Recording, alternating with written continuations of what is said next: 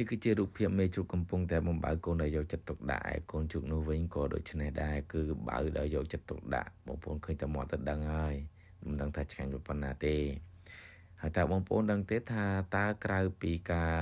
ឲ្យចំណីកូនដោយទឹកដោះរបស់មេជ្រូកនេះតើនៅស្រុកកូរ៉េហ្នឹងគេមានអាហារបំពន់អ្វីខ្លះជូនដល់កូនជ្រូកងាសាក់ជូនទៀតណាដាក់ឲ្យកូនជ្រូកស៊ីបន្ថែមដើម្បីឲ្យកូនជ្រូកនោះមានសុខភាពល្អបន្តិចទៀតនេះបងប្អូននឹងដឹងសូមរងចាំការបកស្រាយទៅទស្សនានៅវីដេអូបន្តទៀត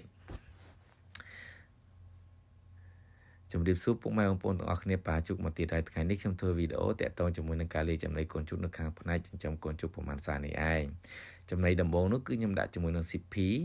ចំនួនប្រហែលជា3បោយហើយខ្ញុំដាក់ជាមួយនឹង CP ដូចគ្នាតែប្រភេទការ៉ូនោះក៏ប្រភេទម្សៅមិញហ្នឹងគឺ CP ដូចគ្នាដែរតែប្រភេទកូឡុំប៊ឺលហើយលាយជាមួយនឹងម្សៅលឿងៗនោះគឺថ្នាំវីតាមីនចម្រុះបងប្អូនណា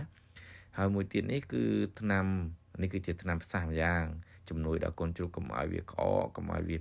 រាកផងដែរ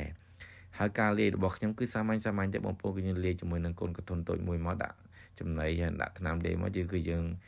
កូរវឹកឲ្យវាសប់ពេញហ្នឹងទៅហើយយើងដាក់ក្នុងធុងដើម្បីកុំឲ្យវាអស់ក្លិនហើយនឹងអស់រសជាតិតែឲ្យចេញក្លិនអស់មកអត់មានរសជាតិជាងកូនជ្រូកក៏វាមិនស៊ីដែរហើយម្យ៉ាងវិញទៀតនោះគឺខាងផ្នែកចិញ្ចឹមកូននោះគឺកូនជ្រូកគឺមិនសូវស៊ីចំណីច្រើនទេដូច្នេះហើយ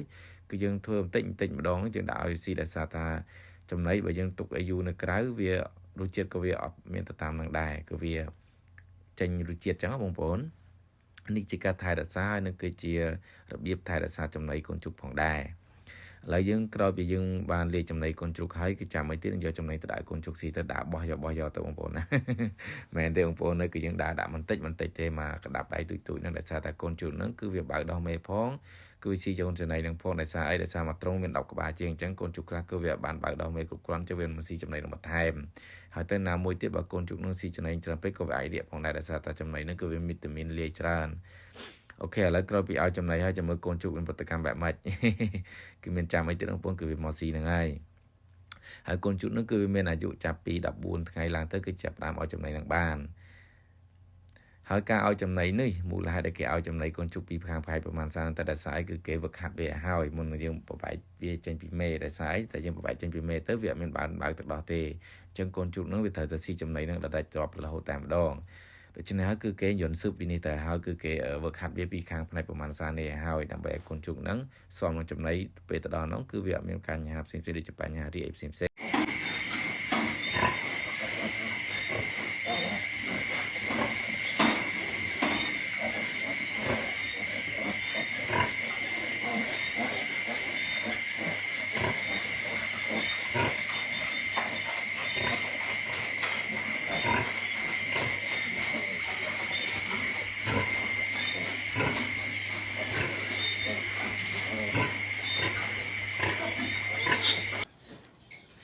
មកសបុកកើតមកនៅសល់តែ5ទេបងប្អូនវាខូចអស់នៅក្នុងពោះបងប្អូនដល់នៅសល់5ហ្នឹងទៅបំបែកមេប៉ិនស៊ីណាបងប្អូនផុតមួយតូចជាងគេហ្នឹងប៉ិនស៊ីខ្លាំងជាងគេបងប្អូនបែកបានប្រហែលថ្ងៃឡើយវាស៊ីខ្លាំងឡើងថ្លោសដែរហើយបងប្អូនជាតិដល់ថ្ងៃចាប់កើតហើយប៉ុន្តែមានតែ5គ្រាប់បងប្អូនវាខូចអស់ទៅនៅសល់តែ5